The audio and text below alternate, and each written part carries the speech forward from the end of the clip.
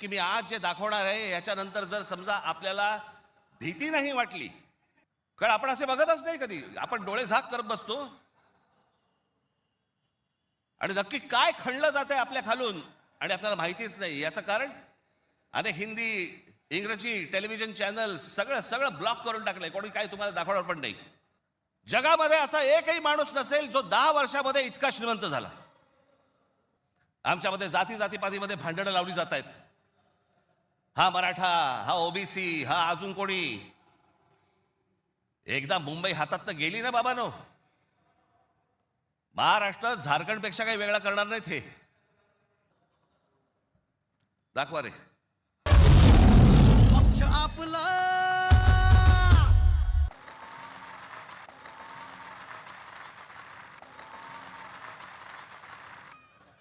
व्यासपीठावरती उपस्थित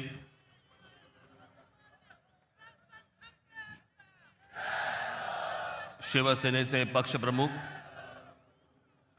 उद्धव ठाकरे, राष्ट्रवादी काँग्रेसचे नेते जयंतराव पाटील, इतर सर्व मान्यवर आणि माझ्या जमलेल्या तमाम मराठी बांधवांनो, भगिनींनो आणि मातांनो, खरं तर या व्यासपीठावरती मी माननीय बाळासाहेबांबरोबर लहान असताना अनेकदा आलो. शिवसेना पक्षाची स्थापनाच या शिवतीर्थावरती झाली. त्यावेळेला माझे आजोबा प्रबोधनकार ठाकरे हे देखील इथे उपस्थित होते.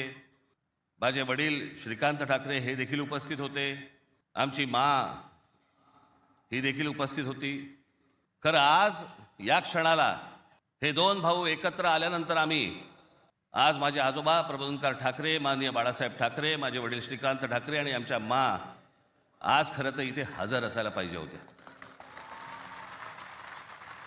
हे सगळं चित्र पुन्हा एकदा मराठी बांधवांसाठी, मराठी माणसांसाठी, मुंबईसाठी हा आम्ही दोन भावांनी उभारलेला हा सगळा लढा इथे नसले तरी वरून पाहत असतील.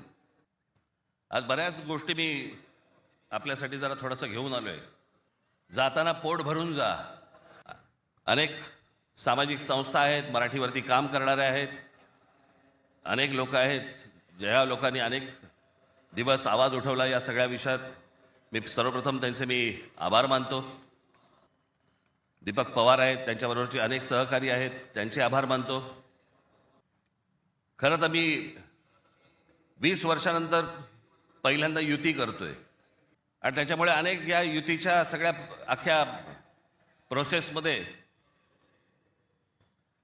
अनेक लोकांना तिकीटं दिली गेली, अनेक लोकांना तिकीटं नाही देता आली, अनेक जण नाराज झाले, जे जवळचे होते, सहकारी होते.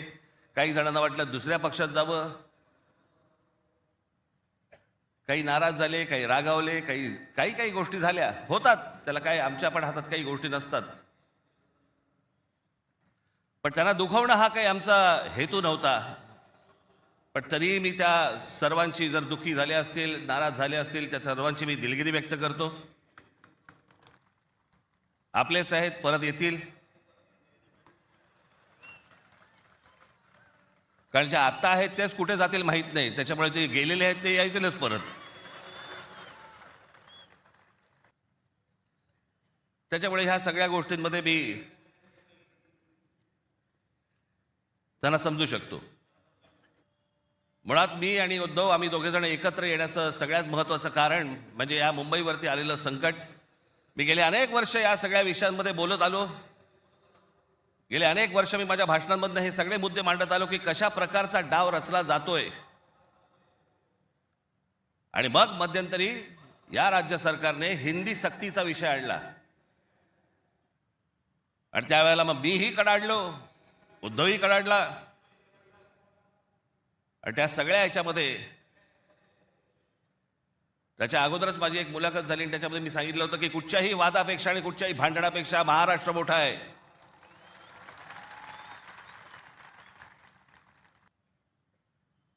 आणि मग तिकडनं ह्या सगळ्या गोष्टींची सुरुवात झाली. पण ते हिंदी सक्तीचा जो विषय होता तो फक्त तुम्हाला चाचपडून बघण्याचा होता. तुम्ही जागे आहात का? मराठी माणूस महाराष्ट्रामधला, मुंबईमधला जिवंत आहे का?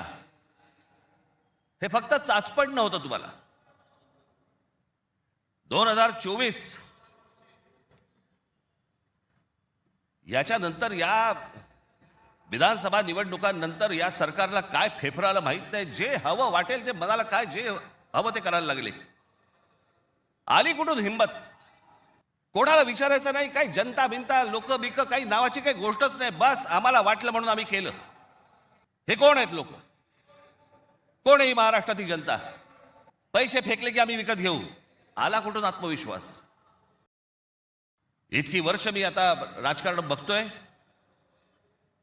काँग्रेसची लोक सत्तेवरती होती, अनेक लोक सत्तेवरती होते, परंतु ते लोकांना घाबरून असायचे, जनतेला घाबरून असायचे.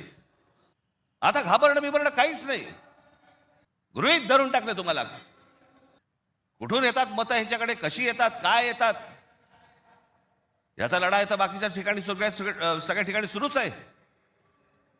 ते बोगस वोटर आणि ते ईव्हीएम मशीन पासून सगळ्या गोष्टी सुरू आहेत.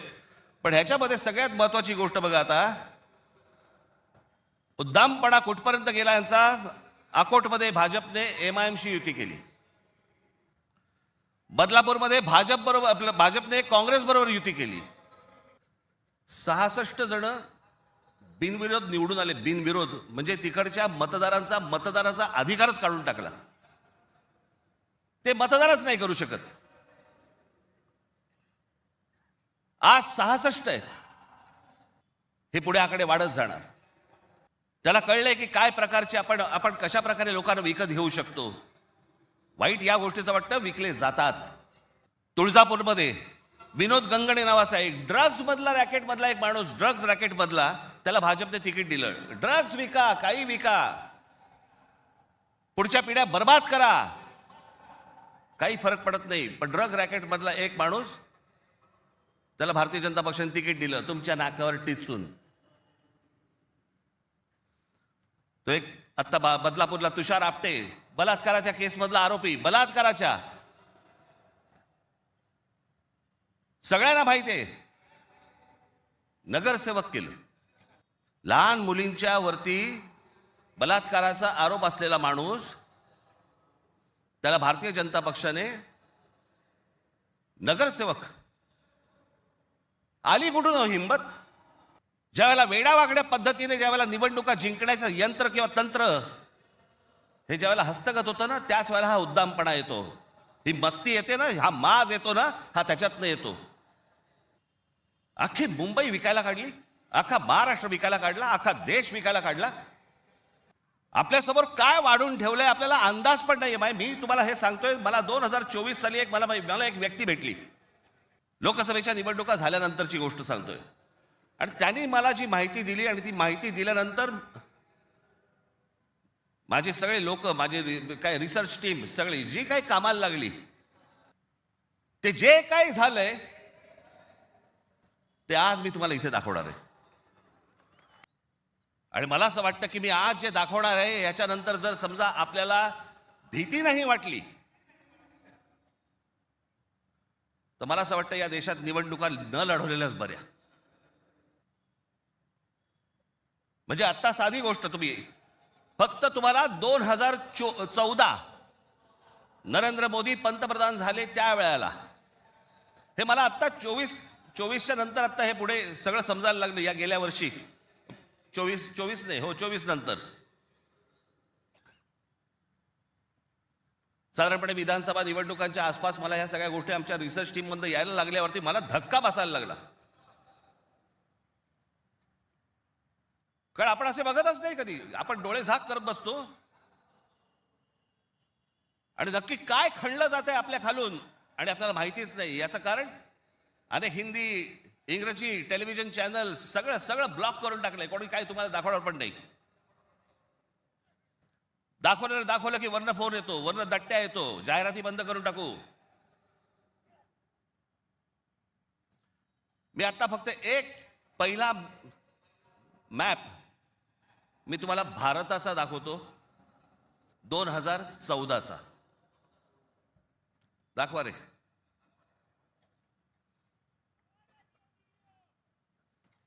हा आहे 2014चा गौतम अडानी यांचे प्रोजेक्ट्स किती होते हे तुम्हाला दाखवणार आहे 2014ला पंतप्रधान नरेंद्र मोदी पंतप्रधान व्हायच्या अगोदर गौतम अडानी कुठे होते आणि आता पुढचं फक्त बघत राहा की आता 2024-25ला गौतम अडानी आता कुठे आहेत. फक्त सरकारच्या आशीर्वादाने. आणि तुम्हाला जर नाही धक्का बसला तर मला सांगा, जरा दाखवा.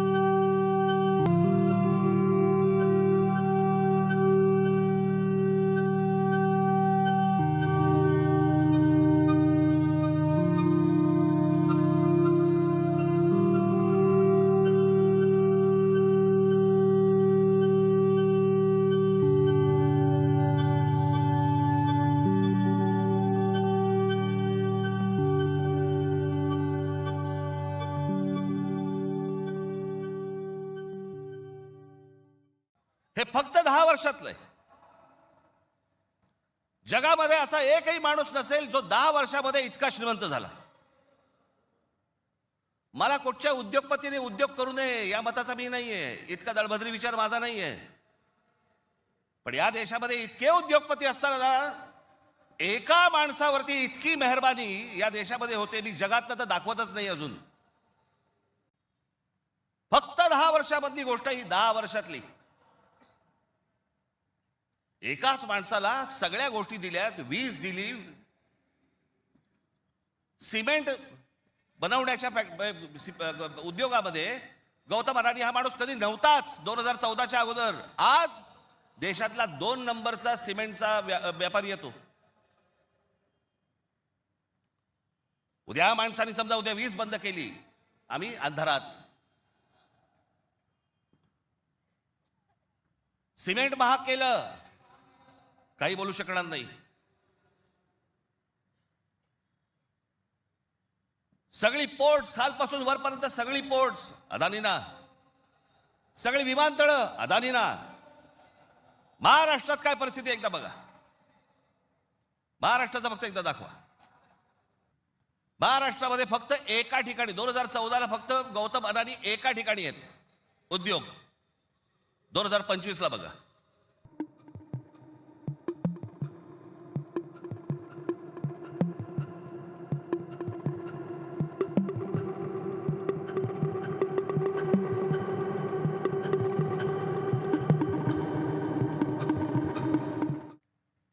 ही महाराष्ट्राची स्थिती.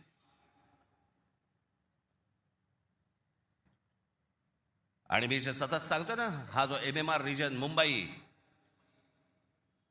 या मुंबईवरती मी आता फक्त तुम्हाला वाचून दाखवणार आहे. या फक्त MMR रिजन मध्ये काय फक्त केलंय तेवढं फक्त बघून घ्या.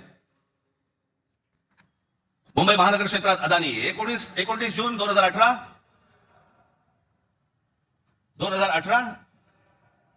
रिलायन्स इन्फ्रास्ट्रक्चर कंपनी ताब्यात मुंबई वीज पुरवठा क्षेत्रात प्रवेश.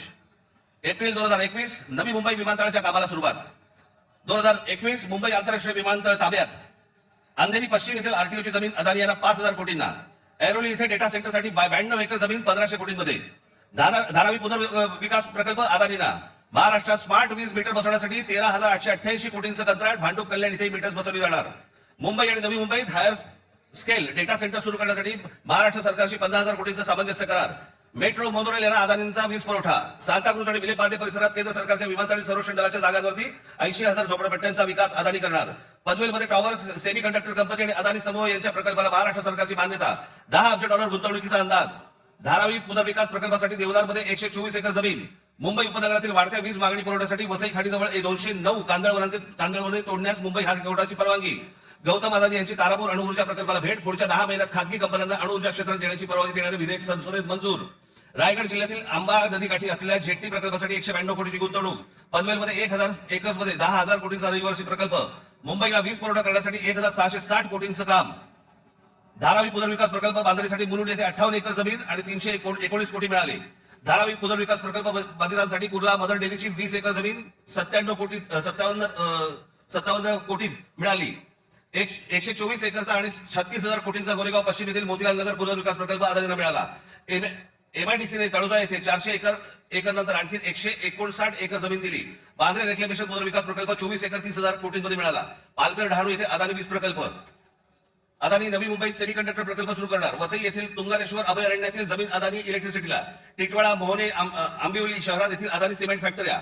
वाढवण येथे बंदर उभारण्यासाठी अदानी समूह उत्सुक. महाराष्ट्र सरकारशी सामंजस्य करार. वाढवण येथे विमानतळ उभारण्यासाठी अदानी समूह उत्सुक. हे मी तुम्हाला सांगतोय ना, हे कशा प्रकारे तुम्हाला आवडलं जातंय याचा काही आपल्याला अंदाज, आपल्याला कळतंय हे काय चाललंय.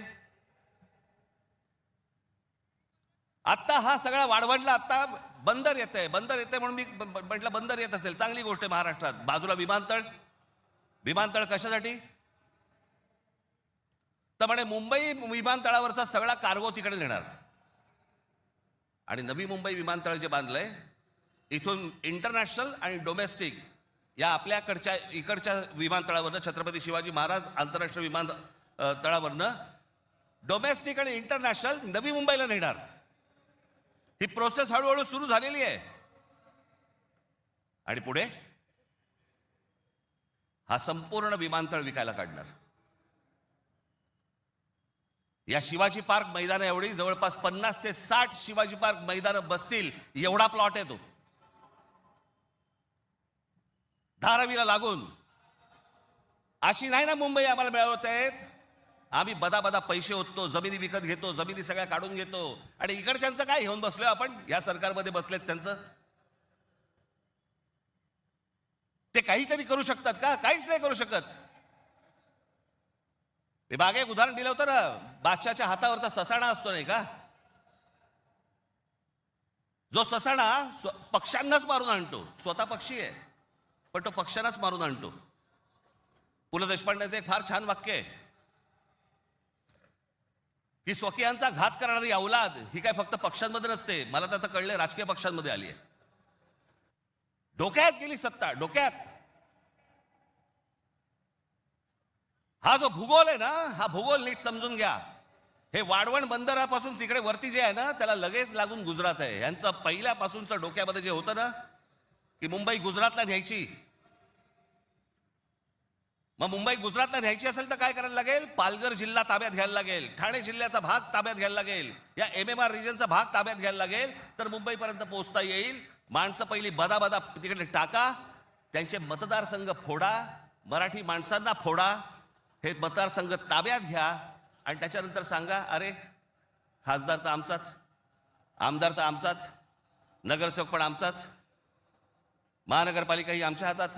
हे सगळं करून मुंबई गुजरातला कशी जोडता येईल याच्यासाठीचे हे सगळे लॉंग टर्म प्लॅन सगळे सुरू आहेत. आणि आम्ही बेसावत. आमच्यामध्ये जातीपातीमध्ये भांडणं लावली जात आहेत. हा मराठा, हा ओबीसी, हा अजून कोणी. एकदा मुंबई हातात तर गेली ना बाबांनो. महाराष्ट्र झारखंडपेक्षा काही वेगळा करणार नाहीत. हे मुंबई ही तुमची राजधानी आहे, मुंबई ही तुमची ताकद आहे. पण जो मस्तवालपणा जो अंगामध्ये शिरलेला आहे यांच्या, की आम्ही काहीही करू, कुठूनही मतं आणू, जे यांनी विधानसभेला केलं तेच करण्याचा हे आत्ता पण प्रयत्न करणार. आमच्यावरती भ्रष्टाचाराचे आरोप करतायत. काय बोलताय काय तुम्ही? देवेंद्र फडणवीस ज्यावेळेला मुख्यमंत्री होते त्यावेळेला ह्यांनी छगन भुजबळांना जेलमध्ये टाकलं होतं, हो की नाही? आता मांडीला मांडी लावून बसलेत. अजित पवारांचे बैलगाडीभर पुरावे घेऊन गेले होते. काय किती 70 का 80 हजार कोटीचा काहीतरी घोटाळा, त्याच्याबद्दल पुरावे बैलगाडीतनं घेऊन गेले होते. आता काय सांगतायत? कोर्टात केस आहे. पुरावे असतील तर त्यांना अटक होईल. अरे मग तुम्ही पुरावे दिले होतेत ना, द्या आता कोर्टात. ही सगळी बाहेरून सगळी माणसं आणायची, इथे भरायची, तुमचा टक्का कमी करायचा, तुमचं अस्तित्व घालवायचं. इथे येऊन ह्याची माणसं बोलणार, इथे उत्तर भारतातलं माणसं येणार आणि म्हणणार इथे तुम्हाला. काल एक कोणतरी उत्तर भारतातला माणूस बोलत होता म्हणे, मुंबईमध्ये म्हणे नोकऱ्या जर घ्यायच्या असतील महानगरपालिकेमध्ये तर इथल्या स्थानिकांना, उत्तर भारतीय लोकांना दिल्या पाहिजेत. हे बाहेरून येणारे म्हणे कोल्हापूर, सातारा, सांगलीवरनं येणारी माणसं हे बाहेरच्या लोकांना द्यायची नाहीत म्हणून. बाहेरची लोक म्हणजे आमच्या सातारा, कोल्हापूर, सांगलीमध्ये येणारी आता हे बाहेरची लोक झाली आणि हे आतले.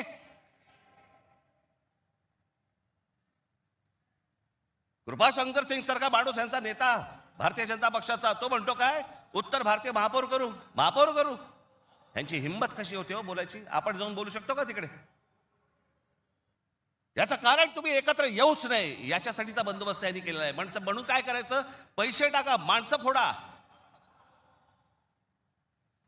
यांचं मुंबईवरचं लक्ष उडालं पाहिजे, महाराष्ट्रावरचं लक्ष उडालं पाहिजे. हे मराठी म्हणून कधी एकत्र येताच कामा नाहीत. आणि मग आपल्याला जे साध्य करायचंय,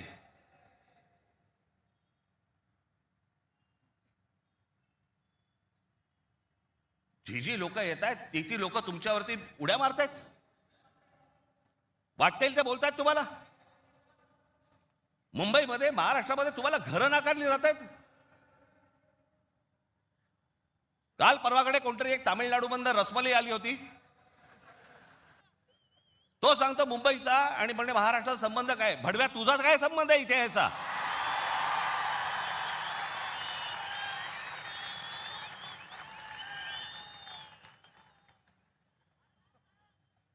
यांच्यासाठीच माननीय बाळासाहेब बोलले होते, हटाव लुंगी आणि बजाव पुंगी. अनेक दाक्षिणात्य इथे राहत आहेत, अनेक जैन मारवाडी इथे राहत आहेत, आनंदाने राहत आहेत. पण कसं भडकवलं जाते बघा तुम्हाला कबुतरांच्या नावाने. कबूतर राहिली बाजूला, पण हे सत्ताधारी जे फडफडत आहेत ना, हा त्यांचा प्रश्न आहे. काल परवाची गोष्ट, इथे मुंबईमध्ये जैन मराठी वादावरती पडदा टाकण्यासाठी म्हणून एक बैठक झाली. ही बातमी फक्त नवाकाळला आली होती. त्यांचे कुठे एक जैन मुली निलेश चंद्र आहेत, निलेश चंद्र बघा. ते जैन मुली निलेश चंद्र काय सांगतायत, तर कबुतरे खाणे आणि मांसावरून मराठी जैन समाजात पेटलेला वाद मिटवण्याची जबाबदारी मुख्यमंत्री देवेंद्र फडणवीस यांनी भाजपा मंत्री मंगल प्रभात लोढा यांना दिली. मात्र मंगल प्रभात लोढा यांनी हा वाद मिटवला नाही, तर ह्या समाजामध्ये जास्तीत जास्त भांडणं कशी लागतील हे पाहिलं. म्हणजे मराठी माणसापासून गुजराती बाजूला करायचे, आता ही लुंगी अंडी इकडनं तमिळ बाजूला करायचे, अजून कोणतरी युपी मधनं बोलवायचा, त्याच्यात अजून ते बाजूला करायचे. तुम्हाला या महाराष्ट्रामध्ये, मुंबईमध्ये एकट्यात पाडायचं. एकटे असलो तरी काफी होत.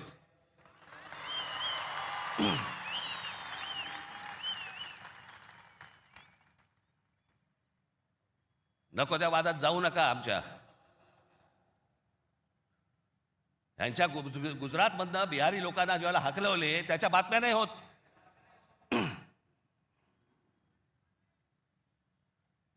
ज्याने बिहारी लोकांना तिकडनं हकलवलं, जवळपास 10 का 20 हजार लोकांना हकलवून दिले बिहारमधनं, भारतीय जनता पक्षाने त्याला तिकीट दिलं, निवडणुकीचं तिकीट दिलं. आणि हे वाद फक्त तुमच्यासाठी, आमच्यासाठी इथे फक्त करून ठेवतायत. गेले अनेक वर्ष सांगतोय तुम्हाला, हे सगळं हे जे मुद्दामून जे चालू आहे, तुमचं अस्तित्व नष्ट करण्यासाठी हे सगळं सुरू आहे. आज ही मुंबई हातामध्ये गेली. मुंबई का पाहिजे हातात? आज केंद्रामध्ये यांची सत्ता, राज्यामध्ये यांची सत्ता, पण उद्या मुंबईमध्ये, ठाण्यामध्ये, कल्याण डोंबिवलीमध्ये, आमच्या MMR रिजनमध्ये उद्या ह्यांना जर काही करायचं असेल, महानगरपालिकेची परवानगी लागेल. आणि महानगरपालिका जर आपल्या हातात असतील, हे जमिनी विकून देऊ शकत नाहीत, हे अदानीला जमीन देऊ शकत नाहीत.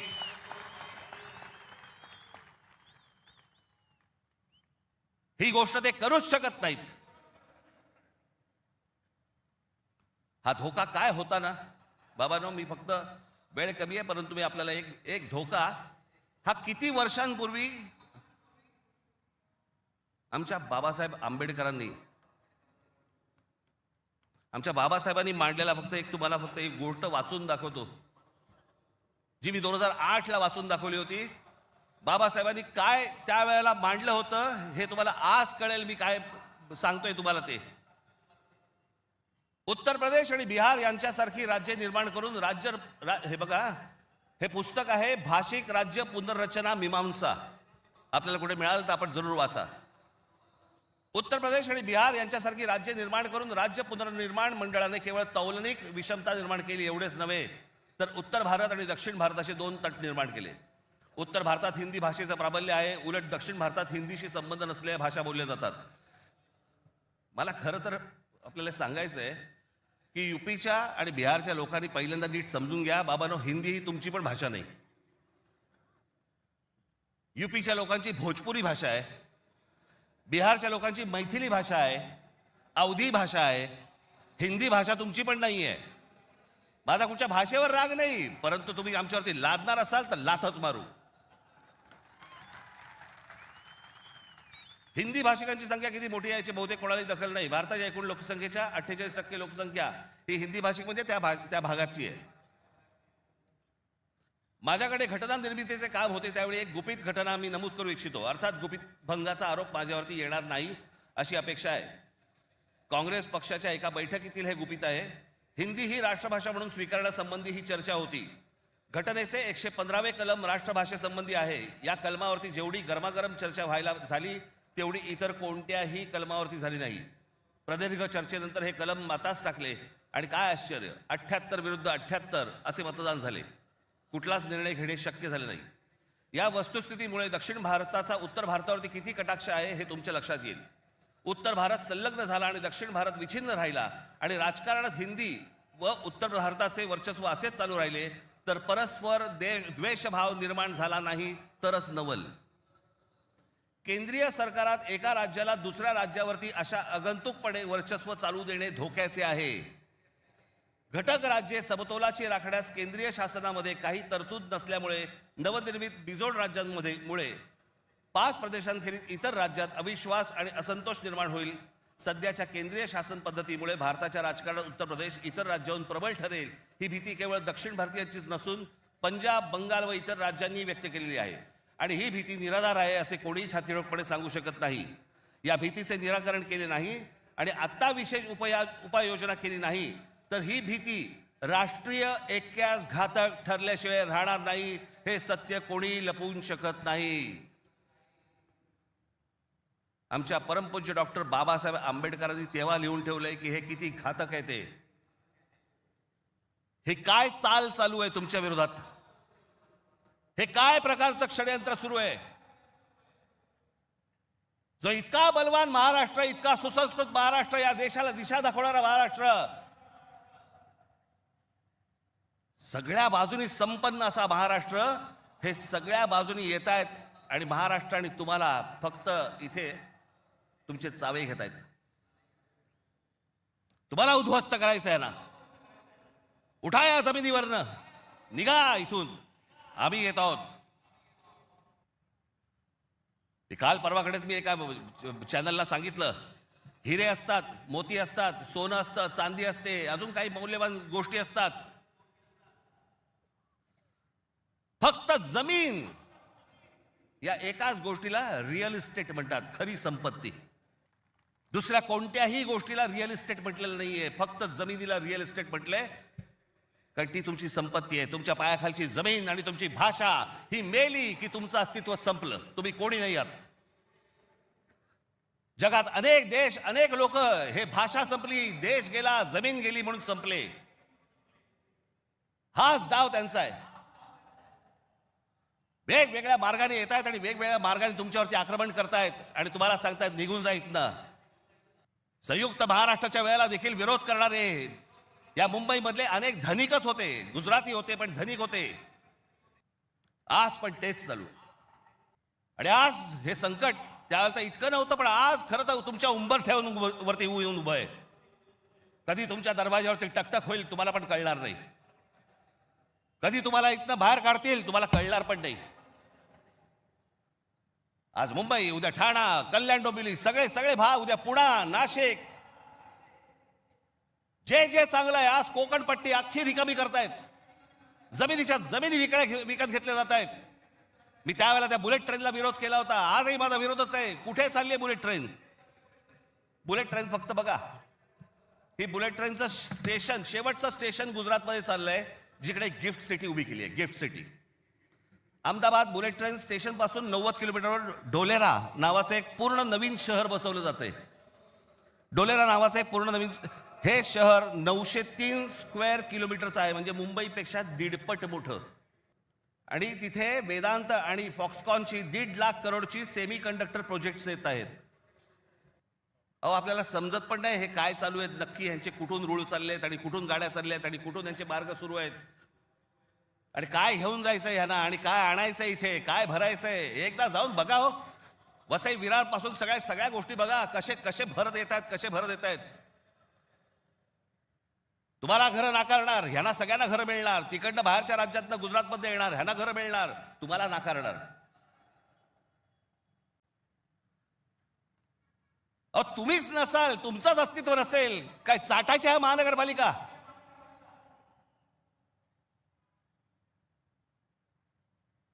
काय उपयोग आहे या गोष्टींचा? आम्ही भले आमच्या वचननाम्यामध्ये सांगितलेल्या अनेक गोष्टी आहेत, ज्या उत्तम करू, उत्तम शहर करू, चांगल्या गोष्टी करू. मला असं वाटतं उद्धव ठाकरे आपल्या भाषणामध्ये या गोष्टी सांगतीलच. अरे पण तुम्ही असायला पाहिजेत ना त्याच्यासाठी. तुमची काय किंमत करून ठेवली आहे लोकांनी? कोण महाराष्ट्रामधला मराठी माणूस पैसे फेकले की विकला जातो? ही आपली किंमत. आणि ही बोली लावणारे कोण? आमचेच. दुसऱ्यांच्या हातावरती बसून त्यांचा उद्देश साध्य करण्यासाठी आमचे लोक हे आमच्या लोकांना फोडतायत. काय दुर्दैव आहे बोला.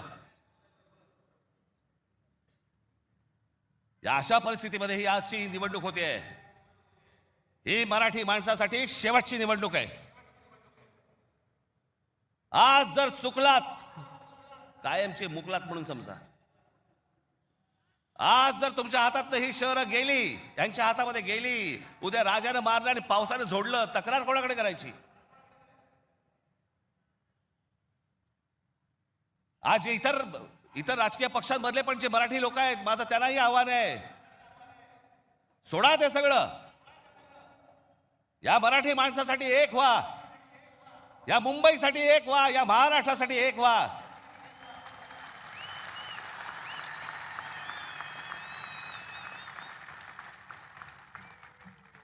ज्या इतक्या वर्षांच्या परंपरेने, इतक्या लोकांच्या तपश्चर्याने ही मुंबई महाराष्ट्राला मिळाली. 107 आमचे हुतात्मे गेले. उद्या मुंबई गेली तर त्या पुतळ्यानंतर काय अर्थ उरतो? आणि पुतळे काय म्हणतील ते? आमचा मराठी माणूस बेसावध राहिला आणि म्हणून आम्ही मिळवलेली मुंबई आम्हाला गमवावी लागली. आज तुमच्या समोर ही सोन्यासारखी संधी आलेली आहे. आम्हाला सत्ता काय, सत्याचं काय करू? सत्तेशिवाय पण आज पण लाथा मारल्यात ना. अनेक अंगावर आले, त्यांना तुडवलेच ना. पण तुम्हाला ह्यांचा मास, या सगळ्या लोकांचा, सत्ताधाऱ्यांचा तुम्हाला उतरवायचा या निवडणुकीमध्ये. कुठेही बेसावध राहू नका. माझी आपल्याला सगळ्यांना एक फक्त सांगणं आहे, हे ईव्हीएम मशीनवरती लक्ष ठेवा. दुबार मतदार सकाळी 6 वाजता, मला जेवढे काय BLA नेमलेले आहेत, सकाळी 6 वाजता तिकडे सेंटरवरती पाहिजेत दोन्ही पक्षांचे. आणि दोन्ही पक्षातले जे सगळे लोक आहेत यांना फक्त मी एकच सांगतोय, बाबांनो, आता आपल्यातलं काही वाद नाही. आता खरी लढाई त्यांच्याशी आहे.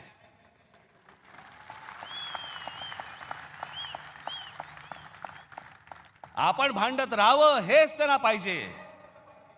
त्यांना जे हवं ते आपण नाही द्यायचंय. आपल्याला जे हवं तेच आपण केलं पाहिजे. आणि म्हणून तिकडे आपल्याला जाता तर एवढंच सांगेन की सतर्क राहा, बेसावध राहू नका. आणि जर दुबार मतदार जर तिकडे आला, सकाळी 7 वाजता फोडून काढा.